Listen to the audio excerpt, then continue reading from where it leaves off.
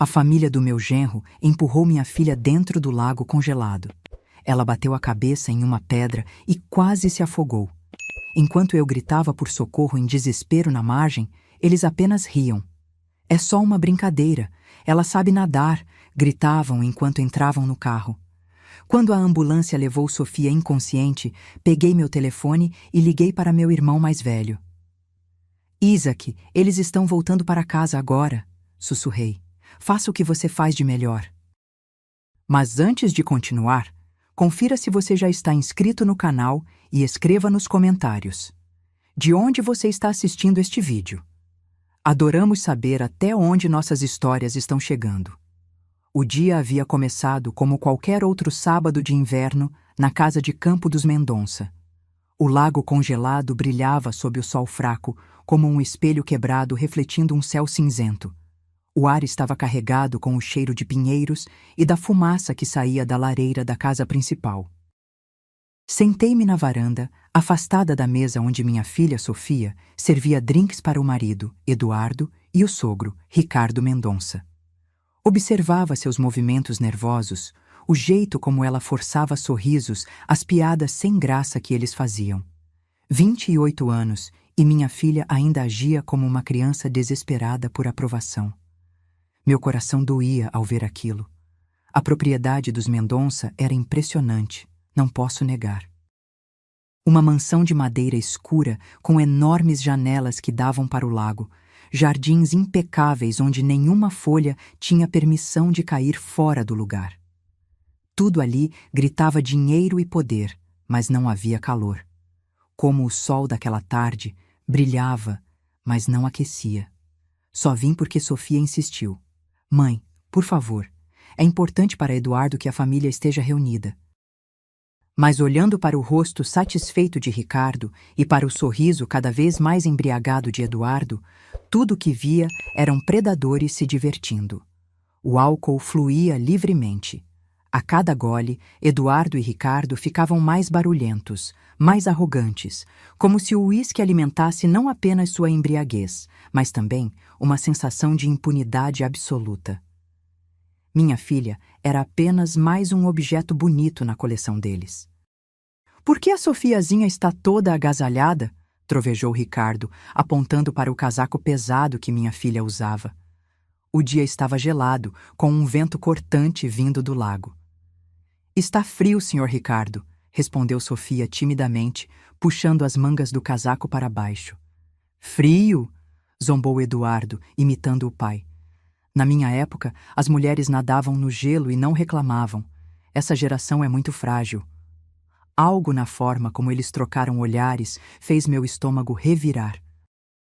Era um olhar conspiratório, o tipo que precede algo ruim.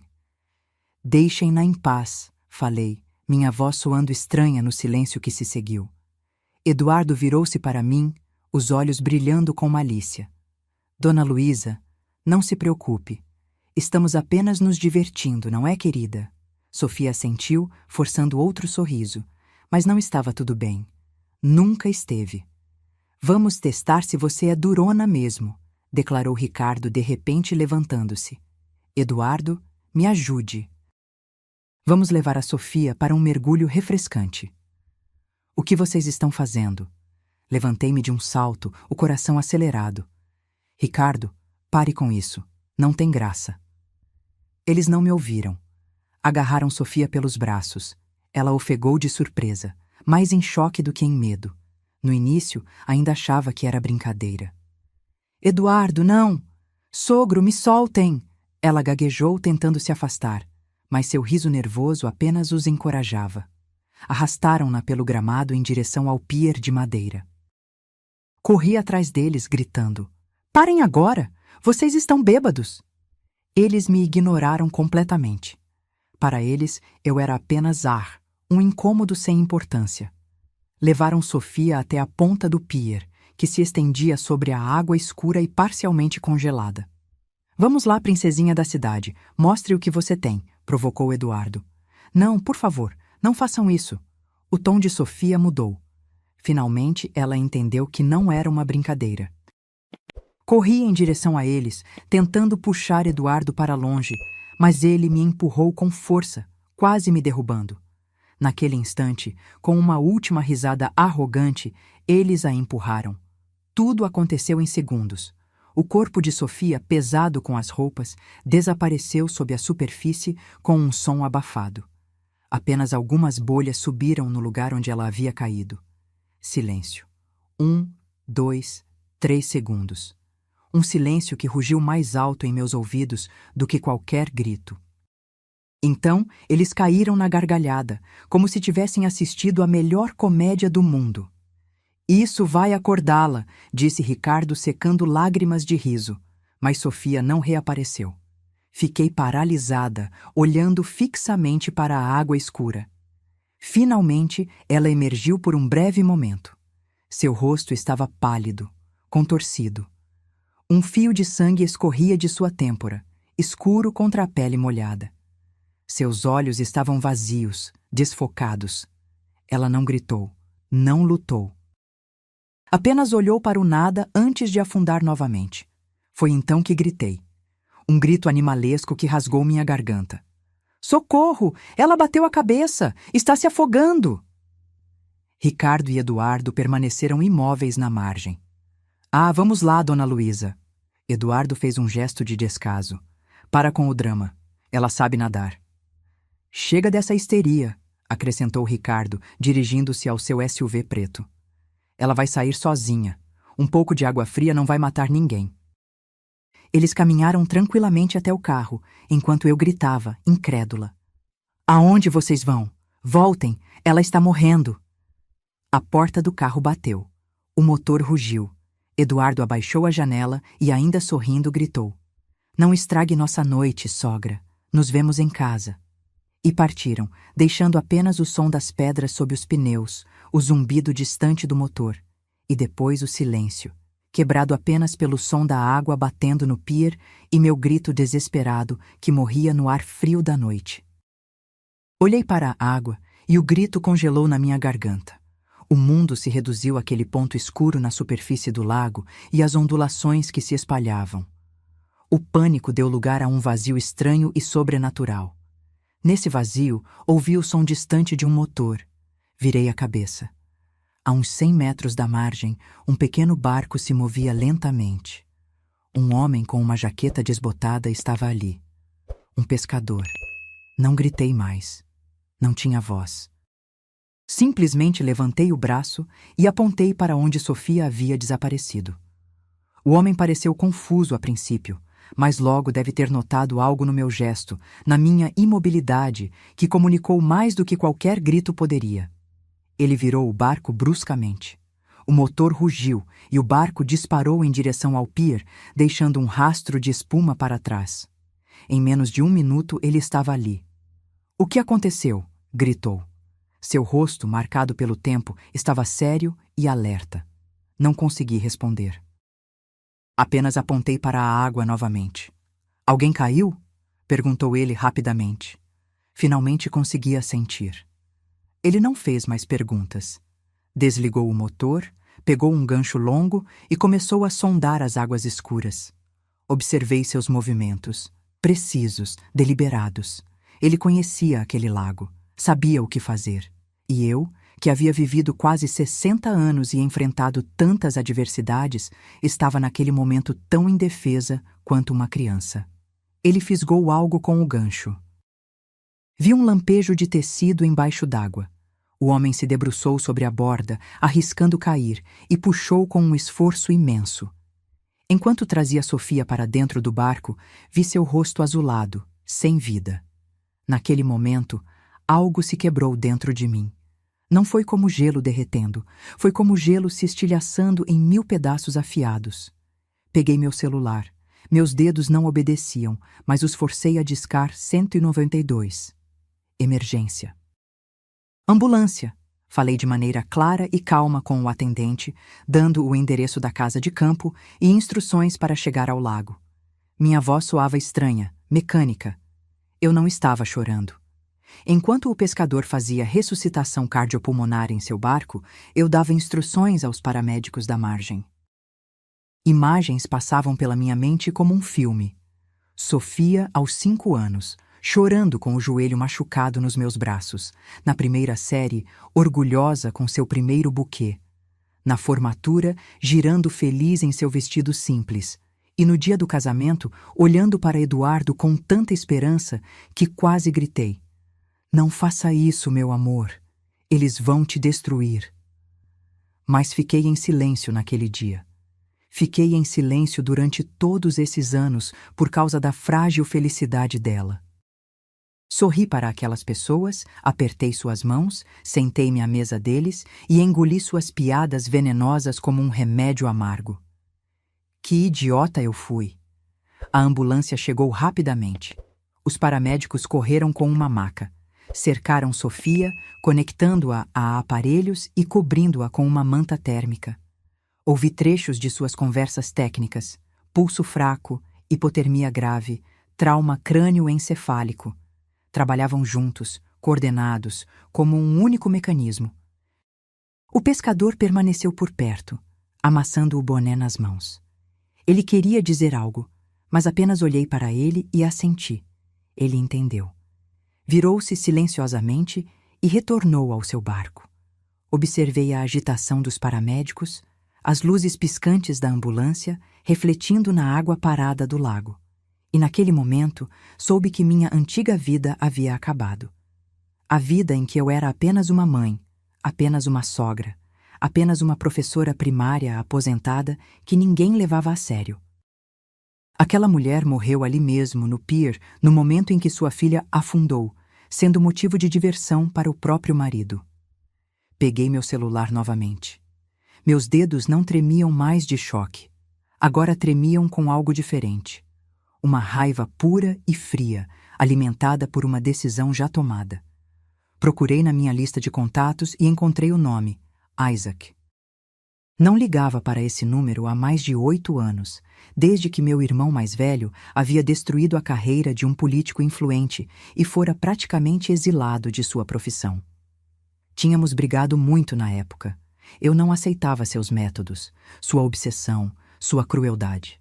E agora era exatamente disso que eu precisava. Apertei o botão de ligar. O telefone tocou várias vezes. Tinha certeza de que ele não atenderia ou que havia trocado de número, mas na 4ª chamada, sua voz grave respondeu: "Quem é?" Ele não reconheceu meu número. "Isaac, sou eu, Luísa." Minha voz saiu baixa, quase um sussurro. Não queria que os paramédicos me ouvissem. Aquela não era uma conversa para eles. Um silêncio pesado tomou conta da linha. Quase pude sentir seu corpo se endireitando, sua mente começando a trabalhar. Ele não perguntou o que aconteceu. Isaac nunca perdeu tempo com perguntas desnecessárias. "Estou ouvindo, irmãzinha", disse ele finalmente. Olhei para a estrada por onde o SUV dos Mendonça havia partido minutos antes. Provavelmente já estavam chegando em casa, com música alta, rindo e ansiosos por uma noite confortável. Ainda não sabiam que seu mundo confortável já estava desmoronando. "Eles estão indo para casa agora", sussurrei ao telefone. "Faça o que você faz de melhor." Não esperei resposta. Simplesmente desliguei. A decisão estava tomada. Todas as pontes estavam queimadas. As regras antigas não existiam mais. Os paramédicos fecharam as portas da ambulância. A sirene soou e o veículo acelerou, levando minha filha. Permaneci de pé na margem daquele lago escuro sob o crepúsculo que se aprofundava. E pela primeira vez em muitos anos não senti medo, mas uma calma estranha e assustadora. A calma de quem acabou de acionar um mecanismo irreversível. Chamei um táxi. Ele chegou rápido. Um carro velho que cheirava a cigarro e desodorante barato. O motorista, um senhor grisalho, olhou para mim preocupado pelo retrovisor. Eu devia estar com uma aparência terrível, minhas roupas manchadas de lama, meu rosto uma máscara cinza. Ele tentou puxar conversa, perguntando se estava tudo bem, mas permanecia em silêncio. Todas as palavras haviam ficado na margem do lago. Durante todo o trajeto até o hospital, olhei pela janela para as luzes que passavam, mas não as via. Na minha cabeça, com uma clareza fria e distante, outra cena se desenrolava. uma visão do que estaria acontecendo na casa dos Mendonça naquele exato momento. Quase podia ver o SUV preto passando pelo portão automático da mansão imponente.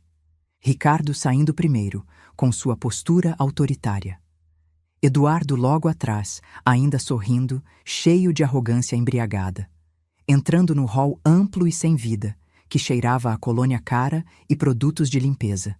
Seus passos ecoando no silêncio. Não estavam preocupados.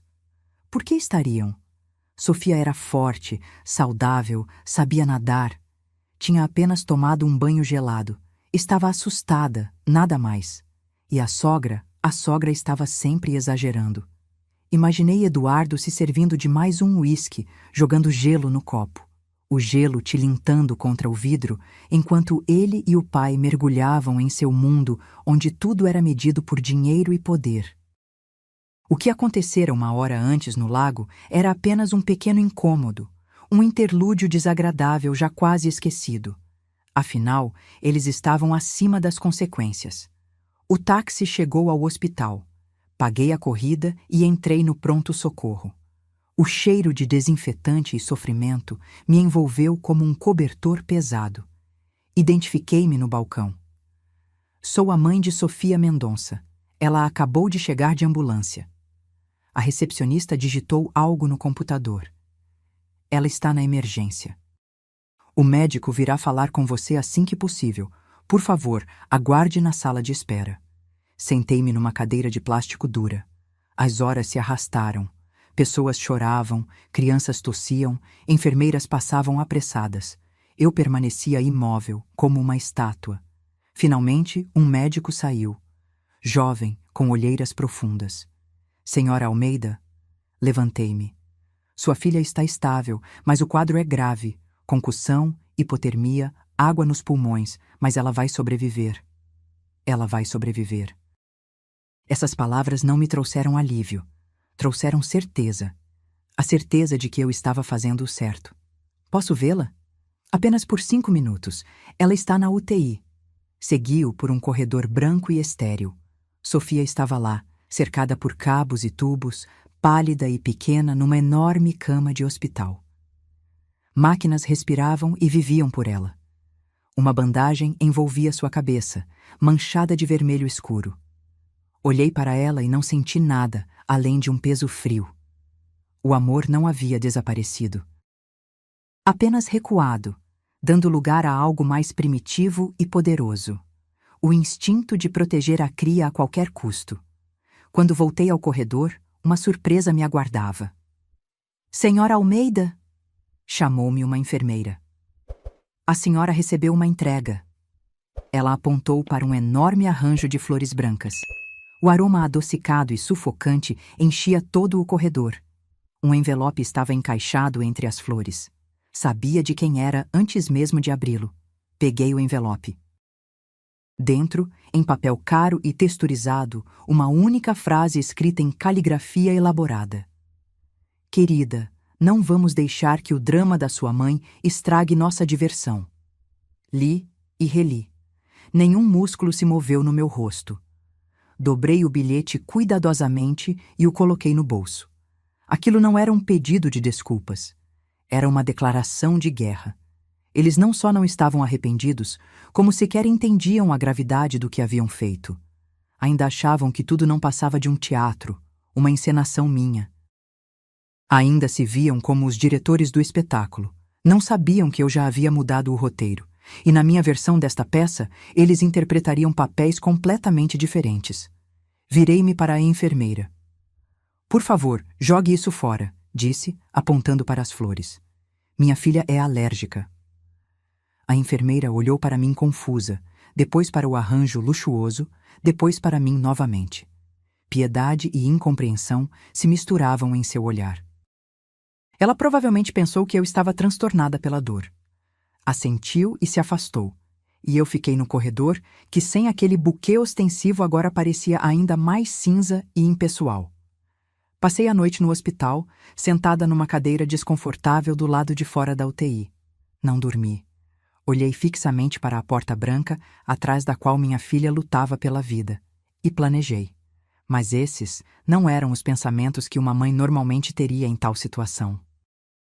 Não rezei, não chorei, não revivi os acontecimentos em minha mente. Planejei. Sabia que Isaac já estava trabalhando. Conhecia meu irmão. Meu breve telefonema não foi apenas um pedido de ajuda, mas um sinal. Um sinal que ele esperara por todos aqueles anos de obscuridade, sem saber. Isaac era como um cão de caça, acorrentado por tempo demais.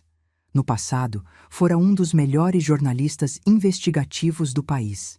Ele enxergava através das pessoas, farejava mentiras como um predador fareja sangue. Sabia encontrar evidências que outros nem ousariam procurar.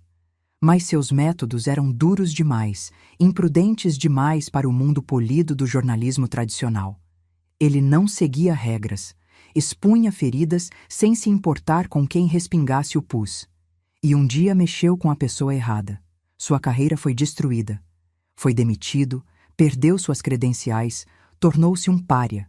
Refugiou-se na obscuridade, sobrevivendo com pequenos trabalhos freelance e escrevendo sob pseudônimos. Mas ele não havia perdido sua habilidade. Eu sabia disso.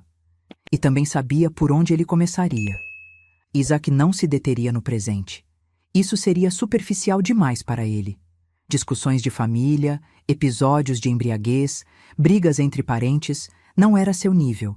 Isaac sempre buscava a raiz, a causa original. Ele mergulharia no passado de Ricardo Mendonça. Amanhã trouxe o cheiro de café do hospital e boas notícias.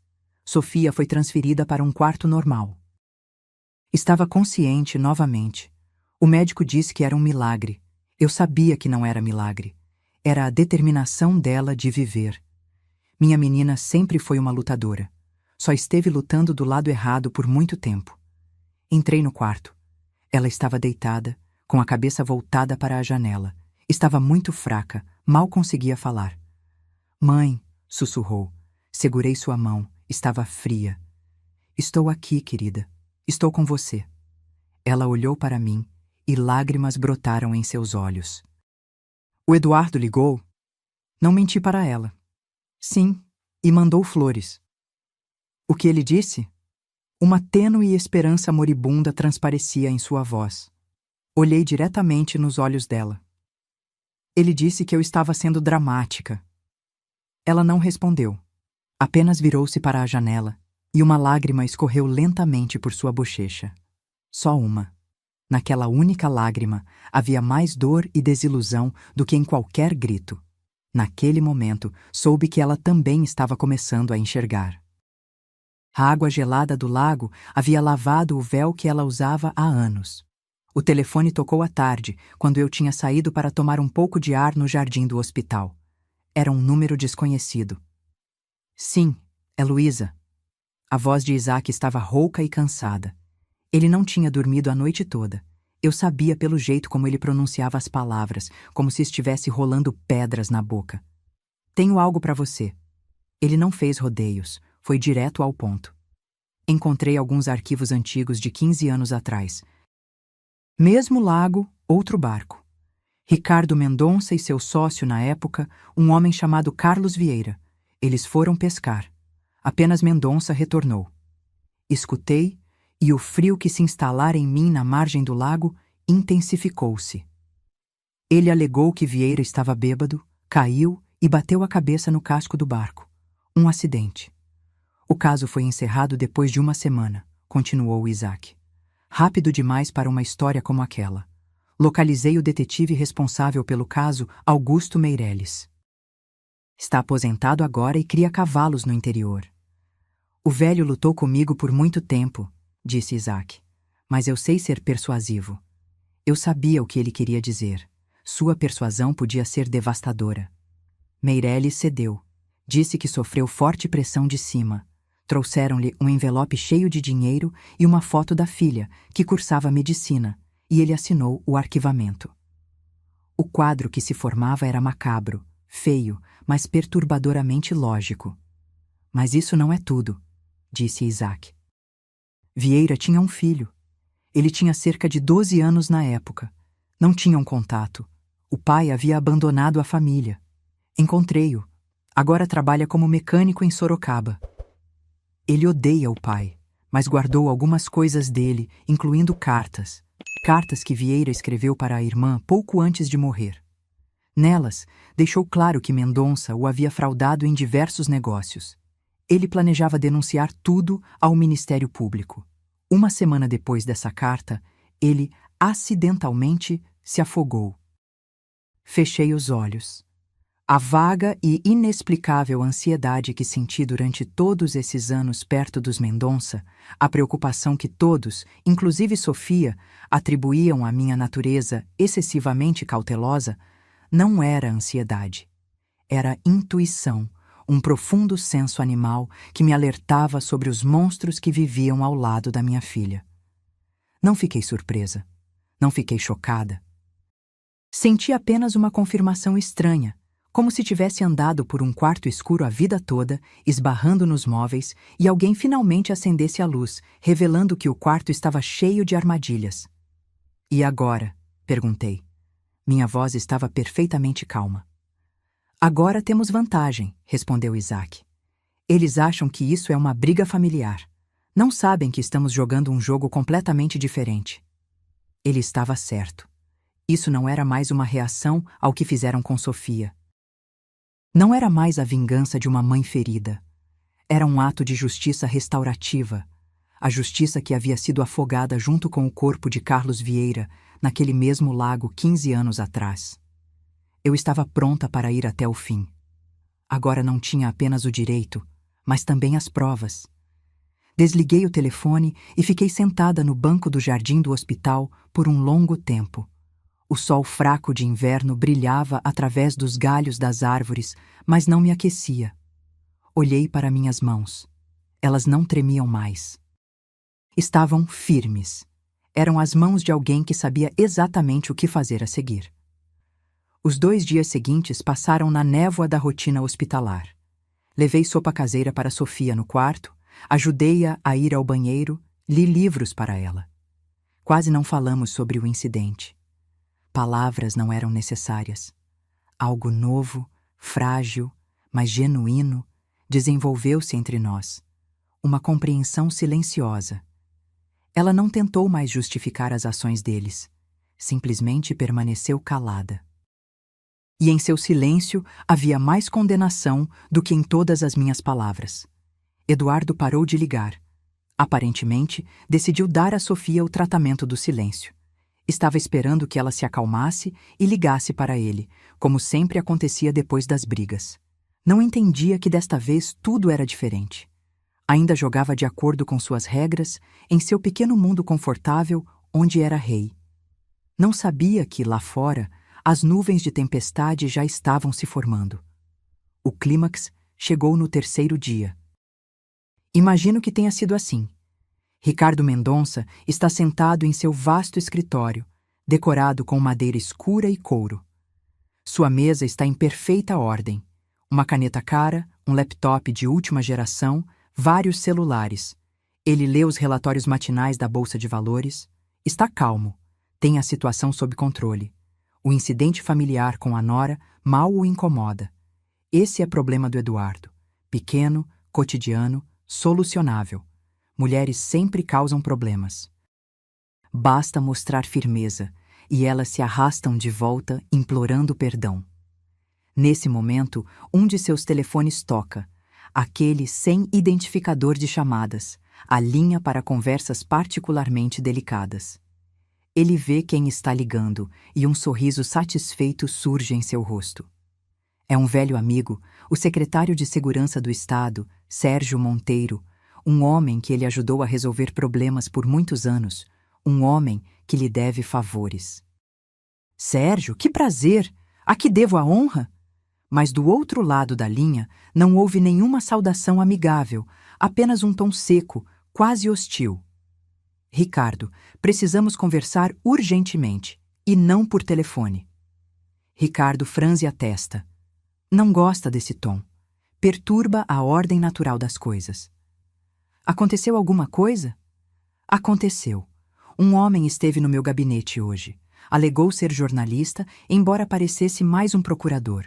muito persistente. Internamente, algo se contrai em Ricardo pela primeira vez. Um nódulo frio e desagradável. E o que ele queria? Pergunta, tentando manter a voz indiferente. Queria falar sobre um caso de 15 anos atrás, o caso de um tal Carlos Vieira. Fez perguntas muito desagradáveis sobre o barco, sobre o dinheiro, sobre sua discussão com ele na noite anterior à morte. Ele sabia detalhes que só 3 pessoas poderiam saber: você, eu e o falecido delegado Meireles. O escritório, que 1 minuto antes parecia um bastião de seu poder e estabilidade, de repente começa a se fechar sobre ele. O ar fica rarefeito. Ricardo, continua Monteiro, e não há nenhum traço da antiga amizade em sua voz, apenas dureza. Já encobri essa história uma vez. Não farei isso novamente. Minha reputação é mais importante. Sugiro que resolva esse problema rapidamente e garanta que meu nome não apareça associado a isso novamente. Nunca mais. Você me entendeu? E ele desliga. Ricardo Mendonça permanece imóvel. Os números na tela do computador parecem um borrão sem sentido. Ele olha para as próprias mãos, as mesmas que ajudaram a empurrar minha filha na água gelada, e pela primeira vez em muitos anos sente-as começarem a suar.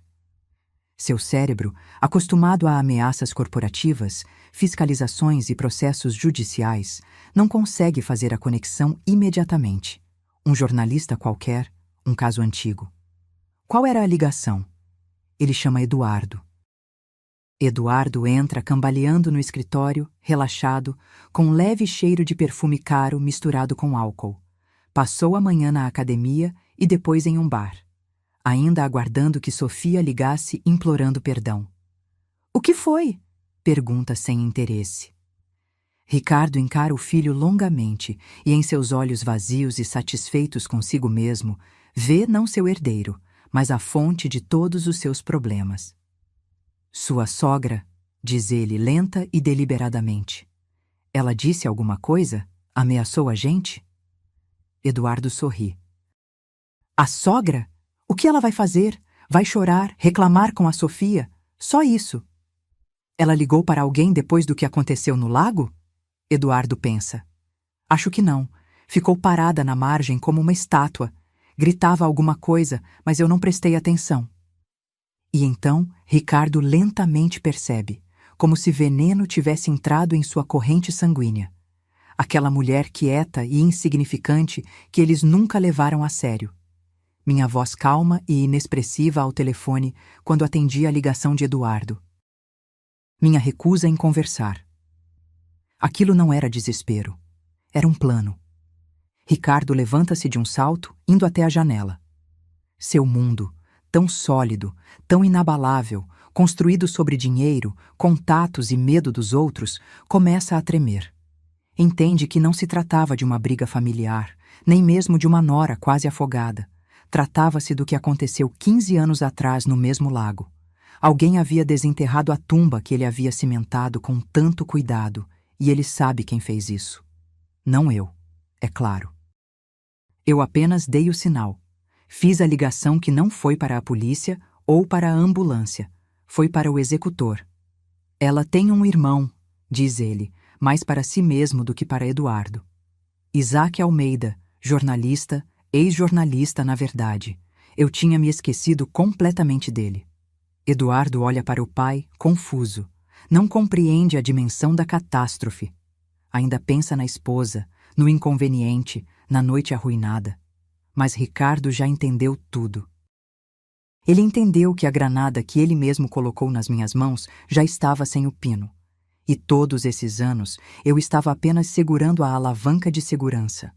Naquele dia no lago, eu a soltei.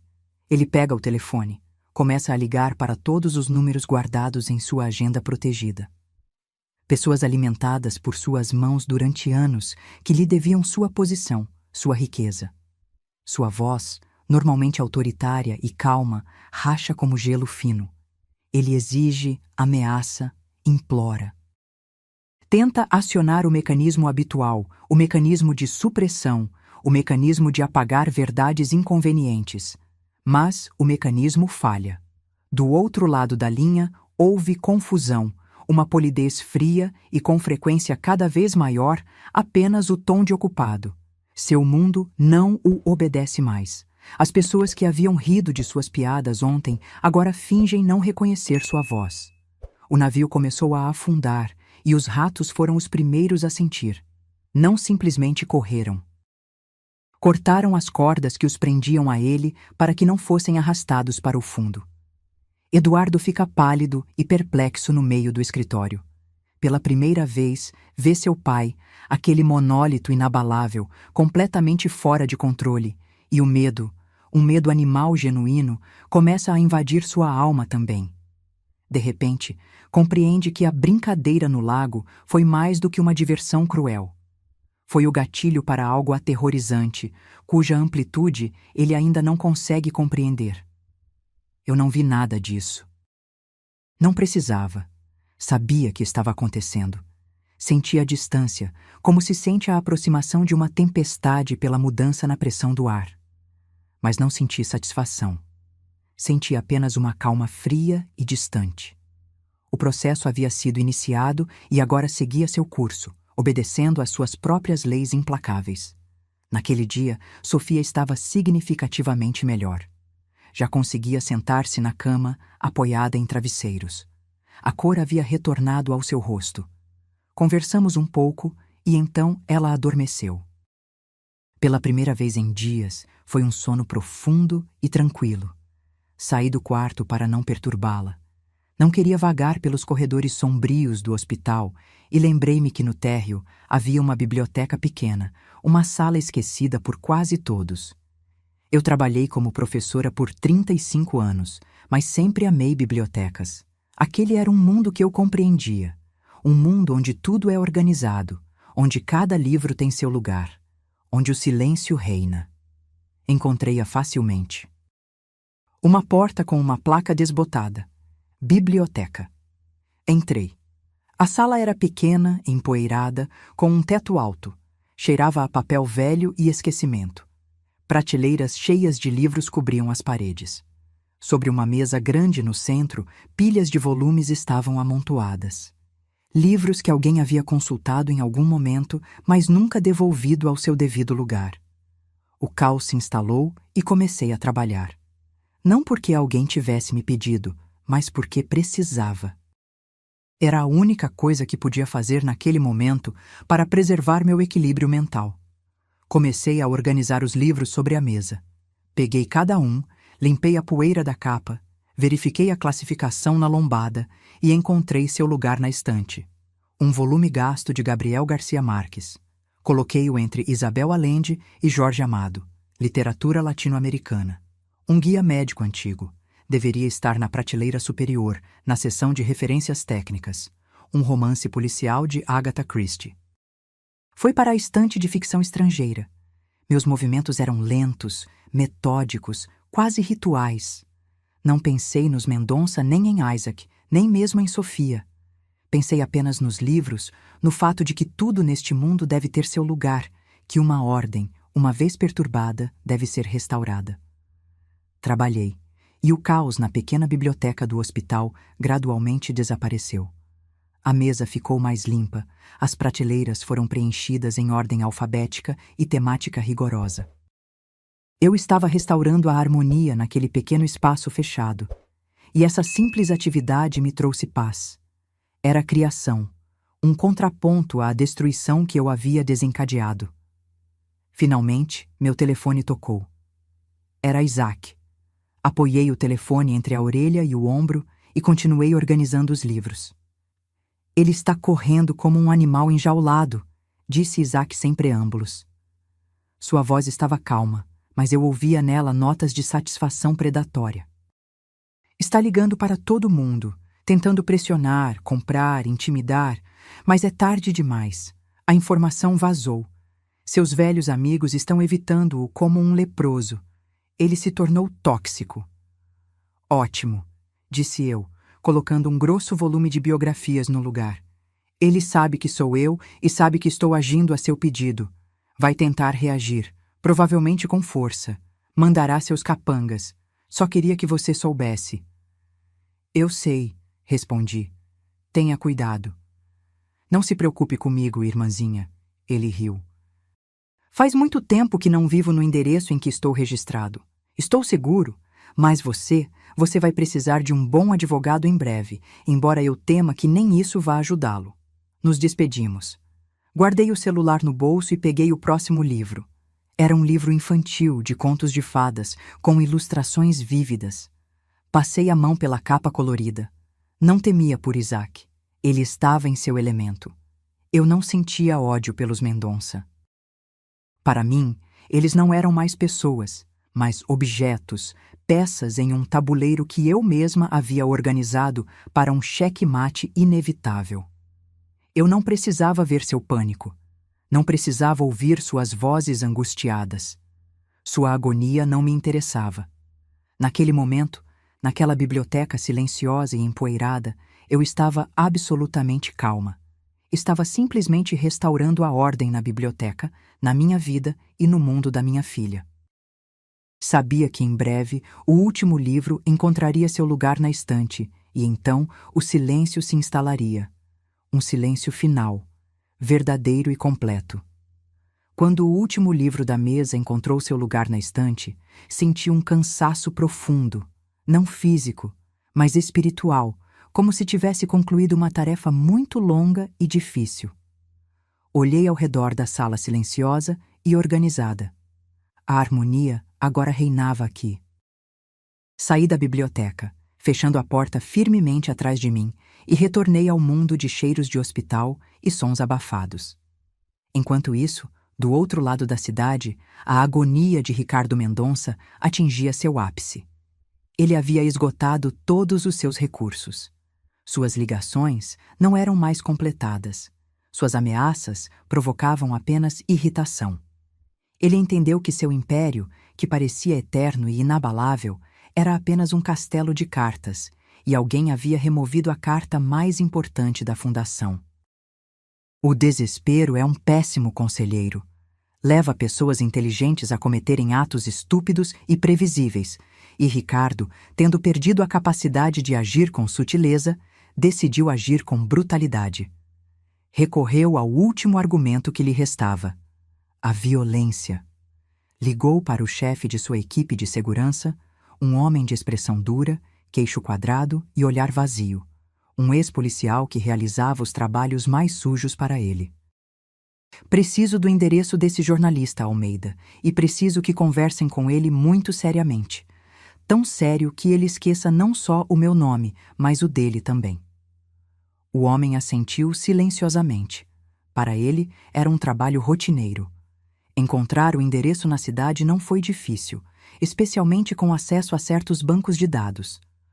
1 hora depois, 2 carros escuros, sem identificação, entraram no pátio de um antigo condomínio nos arredores da cidade. 4 homens robustos, com jaquetas pretas idênticas, saíram. Entraram no prédio, que cheirava a mofo e umidade, sem pressa, mas com determinação, e subiram até o 4º andar. Foram ao apartamento 412. Uma porta de fórmica descascada, uma campainha enferrujada. Um deles apertou o botão. Em resposta, silêncio. Apertou novamente. Silêncio. Entrem, ordenou o mais velho brevemente.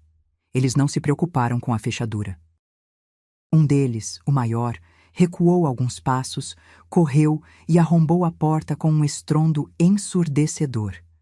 Invadiram o apartamento, mas estava vazio. Não estava apenas vazio. Estava abandonado. Uma fina camada de poeira sobre os móveis velhos e quebrados, uma pilha de correspondências não abertas no chão, plantas mortas nas janelas. Era óbvio que ninguém morava ali há muito tempo. Haviam caído em uma armadilha, simples, mas humilhante justamente por sua simplicidade. Enquanto se entreolhavam na penumbra do apartamento deserto, meu irmão Isaac, a poucos quilômetros de distância, em um quarto de hotel anônimo, olhava para a tela de seu laptop. Uma plataforma de blog estava aberta. O texto já havia sido digitado. O título brilhava em letras grandes e impactantes. Afogado 2 vezes no mesmo lago, história de 15 anos de impunidade. Abaixo do título havia um texto conciso e devastador. Fatos, datas, nomes, cópias das cartas de Vieira, transcrições da entrevista secreta com o ex-delegado Meireles gravada em um gravador, o depoimento do pescador que resgatou Sofia, a foto do arranjo de flores com o bilhete anexo e, finalmente, o relato do que aconteceu no lago 3 dias antes. Tudo apresentado com precisão clínica, sem emoção, sem acusação, apenas fatos. Mas a totalidade deles era mais aterradora do que qualquer veredito. Isaac olhou para o relógio. Ele estava esperando este momento. Sabia que viriam atrás dele. Ele mesmo havia plantado a dica através de um de seus informantes. Sabia que a força bruta seria o último movimento desesperado deles, e o usou. Exatamente no momento em que os homens de Ricardo arrombaram a porta de seu antigo apartamento, expondo seus métodos para toda a vizinhança, Isaac moveu o cursor para o botão Publicar. Abaixo do artigo, uma lista de destinatários já estava preparada. Endereços de e-mail de todas as principais agências de notícias do país, redações de todos os canais de TV regionais e nacionais, endereços oficiais do Ministério Público e da Polícia Federal, endereços de influenciadores e figuras públicas importantes. Respirou fundo, expirou e apertou o botão. No segundo seguinte, clicou em Enviar em seu programa de e-mail. Foi isso. O mecanismo foi acionado. O gênio estava fora da garrafa. Nos primeiros minutos, nada aconteceu. Mas então seu celular, que estava ao lado dele na mesa, começou a vibrar. Primeiro uma ligação, depois outra. Então o aparelho vibrou sem parar. Jornalistas farejando sangue se lançaram sobre a presa. A história que Ricardo Mendonça tentou enterrar com tanto cuidado não simplesmente veio à tona. Explodiu. A tentativa de intimidação física, a porta do apartamento arrombada, tudo isso se tornou não uma refutação, mas uma confirmação. Transformou uma reportagem investigativa em uma história policial sensacionalista. A matéria viralizou instantaneamente. Dezenas de sites a divulgaram. Espalhou-se pelas redes sociais. Em poucas horas, o nome Mendonça deixou de ser um símbolo de sucesso e respeitabilidade para se tornar sinônimo de crime e crueldade. Sua última tentativa desesperada de silenciar a verdade apenas a fez gritar mais alto, tão alto que todos podiam ouvir. Queriam apagar uma faísca, mas em vez disso provocaram um incêndio. E agora tudo o que lhes restava era ficar parados observando as chamas consumirem seu mundo. Isaac desligou o celular e o laptop, guardou-os na mochila, levantou-se e foi até a janela. Lá fora, uma cidade indiferente continuava seu ritmo. Seu trabalho estava concluído. Agora, outras forças agiriam de maneira mais ampla e lenta. O aparato estatal, a opinião pública. Ele fizera o que fazia de melhor. Simplesmente contara a história, a verdadeira história. E a verdade, como sabemos, às vezes é mais aterrorizante do que qualquer ficção. 1 mês se passou. Eu estava no meio da sala de estar, que até pouco tempo era desconhecida, e agora simplesmente vazia. O ar cheirava a papelão, poeira e despedida. Os raios de sol que entravam pelas janelas sujas desenhavam listras no chão, onde partículas de poeira dançavam. A última caixa estava selada com fita adesiva. Passei a mão sobre ela. Nela, com a letra de Sofia, estava escrito: Livros, cuidado frágil. Minha filha sentou-se no parapeito da janela, abraçando os joelhos.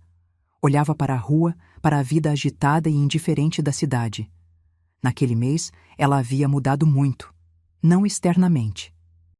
Por fora, ela ainda era a mesma, esbelta, com cabelos claros e olhos grandes e sérios.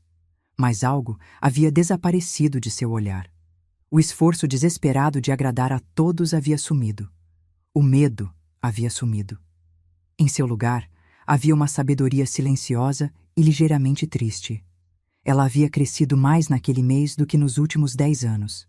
Trabalhamos em silêncio, um silêncio aconchegante e reconfortante que só existe entre pessoas muito próximas. Não precisávamos de palavras para nos entender. Cada movimento estava cheio de significado. Ali, embrulhei cuidadosamente sua xícara favorita, e ela assentiu, agradecida.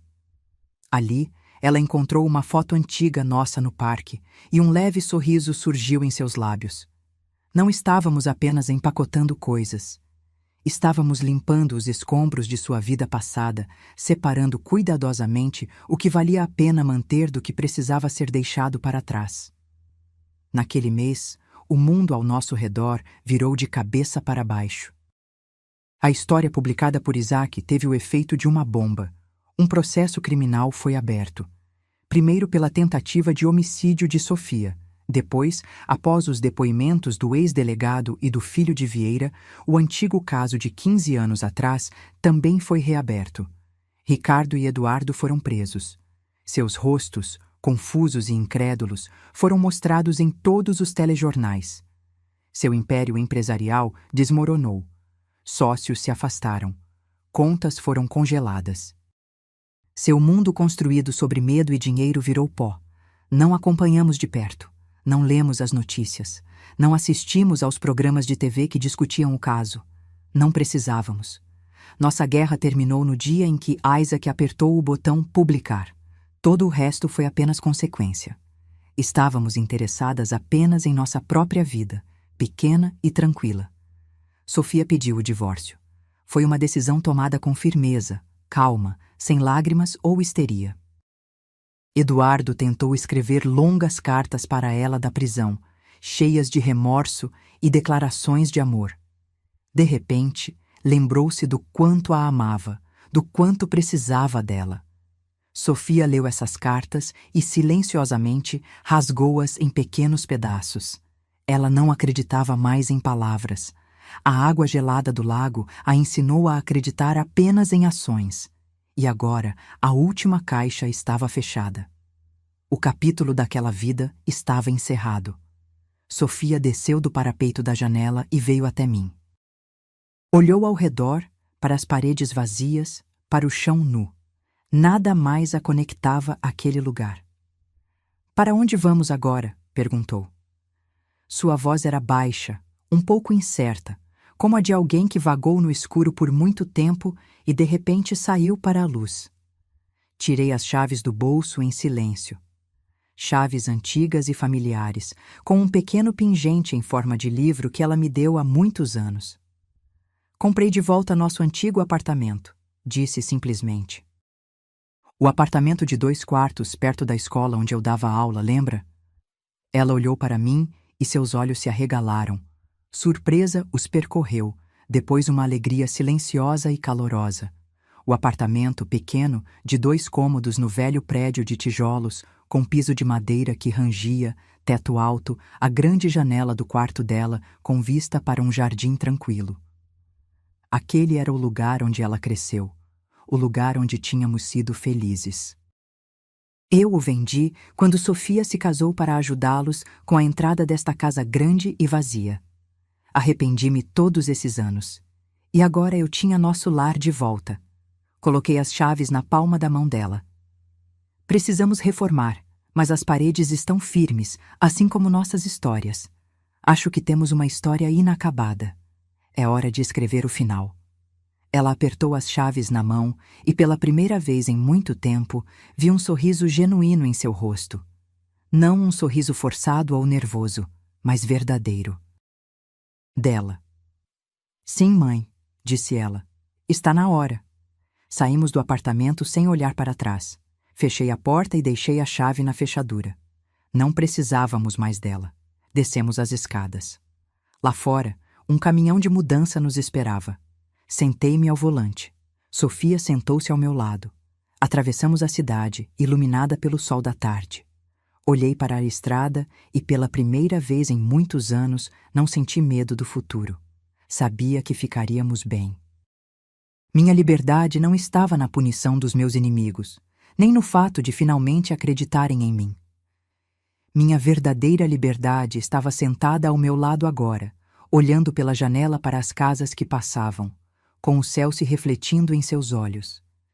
A liberdade é a segurança da minha filha e a possibilidade simples e tranquila de recomeçar em um pequeno apartamento perto de onde eu costumava ensinar, onde histórias inacabadas e livros não lidos aguardam seu momento. E tínhamos tempo. Uma vida inteira para ler todos eles. Agora, se você gostou dessa história, clica em se inscrever e me diz nos comentários qual parte te deixou de queixo caído. Ah, e não esqueça de se tornar membro para ter acesso a vídeos exclusivos que não posto aqui. Te espero lá.